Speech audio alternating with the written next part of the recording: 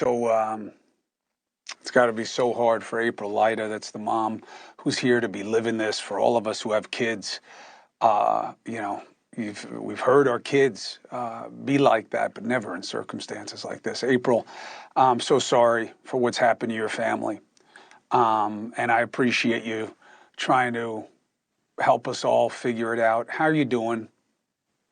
I'm okay. I'm just hanging in there, one day at a time. I know you got a little one at home and you're trying to figure out how to help your 12-year-old. What have you been able to make sense of in terms of how this happened? From what we found, it looks like it was a medication issue, not anything else. It's just like a manic episode of some kind. From a Help me non-narcotic understand. ADHD medicine.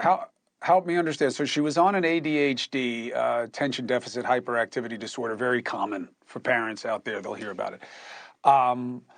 They come with indications, but there's usually guidance about, well, you may start seeing things. Was this part of a downturn or a spiral? Was there any other behavior that gave you any indication that the kid was unstable? No. She was fine. She wasn't unstable until she was put back on the medication. So she was She was on put the back on the medication.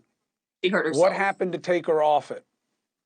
She cut her arms within a month of being back on it.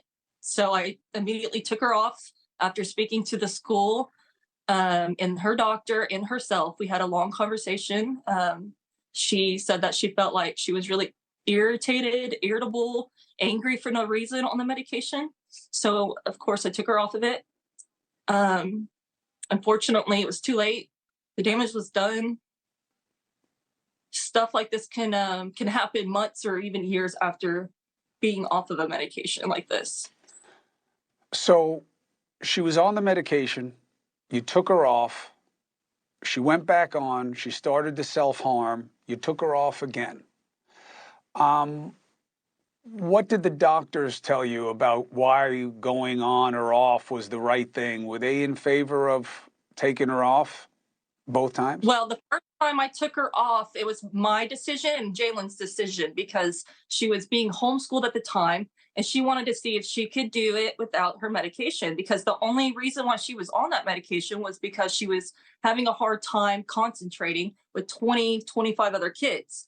We were homeschooling that year and I told her that was fine. We can try it out and see if she does well on it. And if she does, she'll continue to not have to take it. But like I said, a year and a half later, she went back to public school, and the doctor recommended putting her back on it because her grades were slipping. And so I did. I put her back on it. And then a few weeks later, a month later, she cut her arms. So that's when I was told to take her back off of it, which I did immediately. So she was on it for 5 years straight. And we only took her off of it because she wanted to see if she could go without it and do her schoolwork without it. Did she stop cutting herself when you took her off? Yeah, she only cut herself that one time, and then the night right before she attacked my son, she cut her arm again. But she had not self-harmed before or after that. And then, and I'm sorry, but I mean, you know, I know you're trying to figure this out, and it's all just about trying to understand how so that you can get her the help that she needs. With her brother, what was the relationship like before this happened in January? They were close. They've always been close. It's always been just us three until 3 years ago. They did yoga together almost every night. They went on vacations together and trips together. They always sat next to each other. They were very close. She loved him and he loved her. Was she able to tell you what led to her stabbing him? She has no idea why she did it. She's heartbroken and feels very guilty, but she still doesn't understand why she did it. She said it was like it wasn't her. And the team of specialists working with her, they believe her after working with her for the last 6 months every day. And I believe her